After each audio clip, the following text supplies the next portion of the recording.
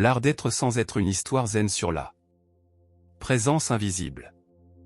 Dans les montagnes où la brume embrasse les pins millénaires, vivait un moine dont la présence était si subtile que certains doutaient même de l'avoir réellement vue. Il n'était pas invisible aux yeux, mais il l'était au vacarme du monde. Il avait appris une chose que très peu comprennent, la véritable maîtrise ne consiste pas à occuper l'espace, mais à l'habiter sans le troubler. Voici le récit de Kenji, le moine qui marchait parmi les hommes comme le vent parmi les feuilles, présent mais imperceptible, là mais nulle part, existant sans avoir besoin de prouver qu'il existait. Son histoire nous enseigne qu'il arrive que la manière la plus profonde d'être soit d'apprendre à ne pas être tout à fait. Chapitre 1, le moine bruyant. Kenji n'avait pas toujours été silencieux. Dans ses premières années au monastère de Tanzoji, on le connaissait comme le plus tapageur de tous les novices. Ses pas résonnaient dans les couloirs de bois, son rire interrompait les méditations, et sa présence emplissait chaque pièce avant même qu'il n'en franchisse le seuil. Le maître Akuen observait tout cela avec une patience infinie. Un jour d'automne, alors que Kenji balayait le jardin avec une énergie telle qu'il soulevait la poussière et dispersait les feuilles soigneusement rassemblées, le maître s'approcha de lui. « Et Kenji, dit-il doucement, combien pèse ta présence ?» Le jeune moine s'arrêta, interloqué. « Je ne comprends pas, maître. Comment une présence pourrait-elle avoir un poids ?» Akuen sourit et désigna un étang voisin où nageait tranquillement un canard. « Regarde le canard. Il est entièrement là, et pourtant l'eau à peine le remarque. Maintenant, observe ce qui se passe quand tu lances une pierre. » Il n'eut pas besoin de lancer quoi que ce soit. Kenji comprit la métaphore, mais non encore la leçon. Chapitre 2, le premier enseignement.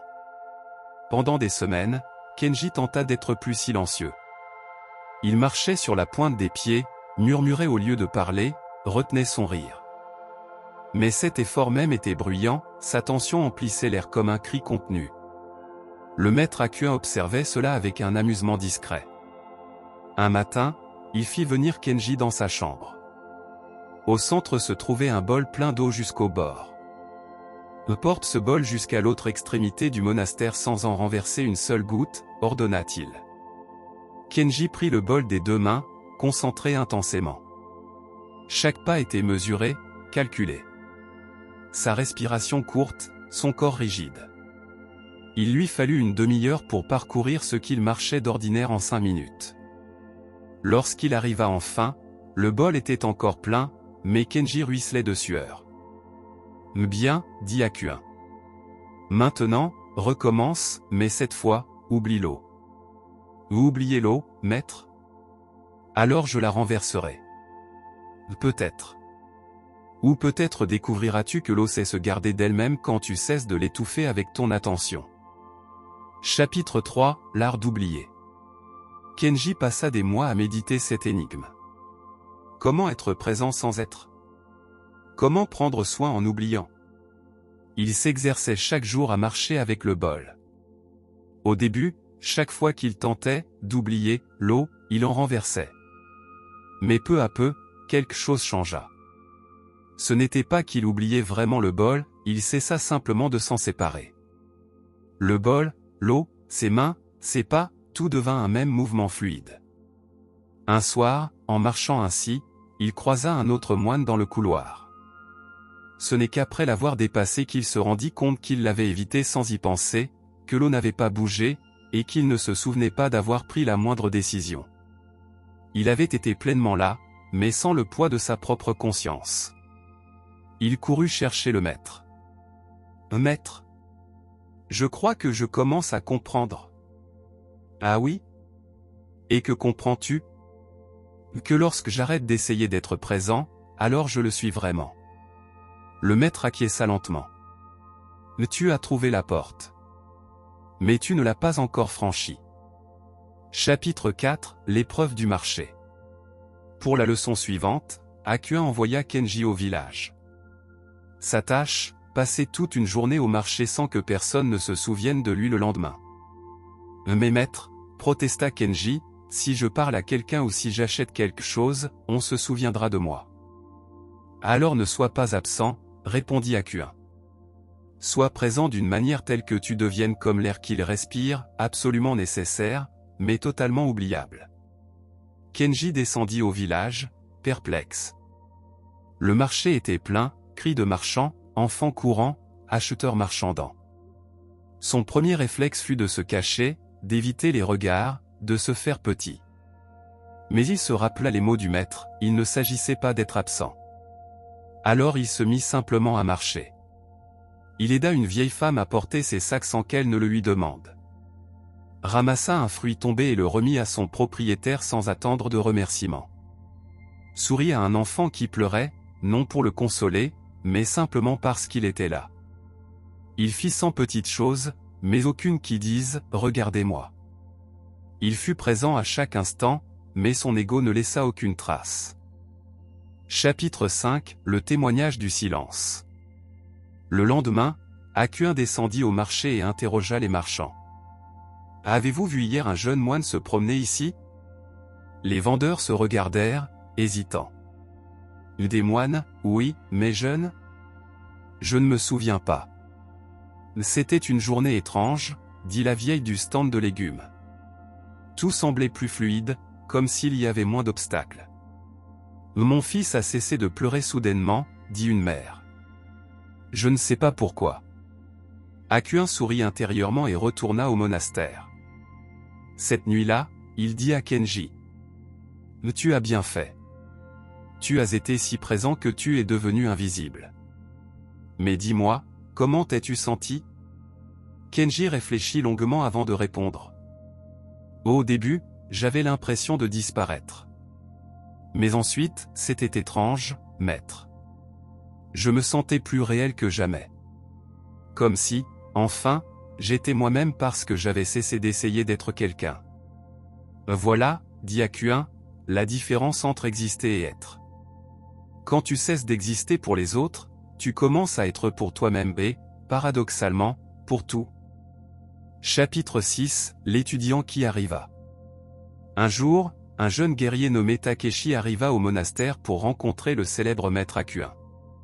Mais lorsqu'il demanda où il se trouvait, les moines lui indiquèrent des directions vagues. Personne ne semblait savoir exactement où il était à chaque instant. Frustré, Takeshi s'assit dans le jardin, observant les moines à l'œuvre. L'un d'eux, un moine d'âge moyen, ratissait les feuilles avec une telle fluidité qu'on aurait dit qu'elles se rangeaient d'elles-mêmes. Takeshi le regarda une heure avant de se rendre compte qu'il le regardait. Le moine n'avait rien fait pour attirer son attention, il était simplement là, comme un arbre ou une pierre, mais vivant. « Excusez-moi, dit Takeshi enfin, savez-vous où je peux trouver le maître Hakuin ?» Le moine c'était Kenji, bien que Takeshi l'ignorât, sourit doucement. « Le maître est toujours là où il est, ici et maintenant. La question est, es-tu, toi, là où tu es ? Je parle sérieusement. J'ai voyagé 3 jours pour le voir. Et moi aussi je parle sérieusement. Tu as voyagé 3 jours pour venir ici, mais quand es-tu réellement arrivé ? Takeshi voulut répondre, mais s'arrêta. Il réalisa soudain que, même assis là, son esprit vagabondait encore sur la route, dans son foyer, en 1000 endroits sauf celui-ci. Mais lorsqu'il leva les yeux, le moine n'était plus là. Ou peut-être ne l'avait-il jamais été, du moins pas de la manière dont Takeshi comprenait la présence. Chapitre 7 – La leçon finale. Kenji avait passé 10 ans à apprendre l'art d'être sans être. À présent, d'autres venaient à lui avec des questions, sans toujours savoir que c'était à lui qu'ils s'adressaient. Un jour, le maître Hakuin, très âgé, l'appela à son chevet. « Kenji, je partirai bientôt. Mais avant cela, dis-moi, as-tu compris complètement l'enseignement ?» Kenji resta silencieux longtemps, non qu'il cherchât la réponse, mais parce que la réponse était le silence même. Enfin, il parla. « Maître, j'ai appris qu'être sans être ne veut pas dire disparaître. Cela signifie être si pleinement présent qu'il n'y a plus de séparation entre soi et le moment. Quand il n'y a plus de séparation, il n'y a plus quelqu'un qui soit présent, il n'y a que la présence. C'est comme le miroir. Le miroir reflète tout sans effort, sans préférence, sans mémoire. Il ne cherche pas à refléter, il reflète simplement. Et lorsque l'objet s'en va, il ne garde pas son image. C'est la forme la plus pure d'être, comme le miroir, entièrement là pour tout, sans rien retenir. Aquin ferma les yeux et hocha lentement la tête. Tu as compris. Mais souviens-toi, comprendre n'est pas être. Tu devras mourir 1000 fois à ta propre présence pour que cet enseignement devienne ta nature. Je le sais, maître. Et chaque jour, je meurs un peu plus pour que la vie puisse se vivre à travers moi sans obstacle. Le vieux maître sourit. Ce fut leur dernière conversation. Chapitre 8, le moine qui n'était pas là. Des années plus tard, les moines de Tanzoji parlaient de Kenji comme d'une légende. Certains juraient l'avoir vu, d'autres disaient que c'était seulement une histoire que l'on racontait pour inspirer les novices. La vérité, c'est que Kenji était toujours là, marchant dans les mêmes couloirs, méditant dans les mêmes salles, ratissant les mêmes feuilles. Mais il le faisait avec une telle naturelle, une telle absence d'effort, que sa présence en était devenue transparente. Les visiteurs cherchant le « maître invisible » ne le trouvaient jamais et c'était précisément là l'enseignement. Ce n'est pas qu'il se cachait, c'est qu'il avait cessé de projeter cette ombre que l'ego appelle « moi ». Un après-midi de printemps, un enfant du village monta au monastère en poursuivant un papillon. Le papillon se posa sur l'épaule d'un moine assis sous un cerisier. L'enfant s'approcha, retenant son souffle. Le papillon resta tranquille, comme si le moine faisait partie de l'arbre. « Comment as-tu fait pour qu'il reste » demanda l'enfant, émerveillé. Le moine c'était Kenji sourit doucement. « Je n'ai rien fait. Je ne lui ai simplement donné aucune raison de s'en aller. » L'enfant ne comprit pas les mots, mais il sentit quelque chose. En présence de ce moine, le monde paraissait plus silencieux, plus vaste, plus réel. « Es-tu un maître » demanda-t-il. « Je suis quelqu'un qui apprend à n'être personne » répondit Kenji. « Et dans ce non-être, tout peut être. » Le papillon s'envola, l'enfant le suivit, et Kenji resta sous le cerisier. Présent. Absent. Ni ici ni ailleurs. Partout et nulle part. Comme le vent qui fait frémir les feuilles sans qu'elles se souviennent de lui. Comme la lumière qui emplit la pièce sans que la pièce remarque son arrivée. Comme l'espace qui permet à tout d'exister sans réclamer le mérite de sa générosité. Ainsi était Kenji, le moine qui avait appris l'art d'être sans être et dans cet art, avait trouvé la forme la plus profonde de l'existence. Épilogue. Au monastère de Tanzoji, une inscription se trouve sur une pierre près du jardin zen. Personne ne se souvient qui l'a gravée, ni quand. Elle est simplement là, comme tant d'autres choses importantes justement parce qu'elle ne cherche pas à l'être. On y lit. Le vrai maître n'enseigne pas par les mots, mais par sa manière de ne pas faire obstacle au chemin. Comme l'eau qui cède mais soutient, comme l'air qui donne la vie sans être vu. Ainsi est celui qui a appris à être sans être, présent en tout, attaché à rien. Les moines qui ratissent le jardin passent chaque matin devant elle. Certains la lisent, d'autres la sentent seulement. Mais tous, d'une façon ou d'une autre, en absorbent le message. Que la plus grande présence est celle qui n'a pas besoin de s'annoncer. Que la véritable maîtrise est invisible. Et qu'être pleinement dans l'instant, c'est disparaître en lui.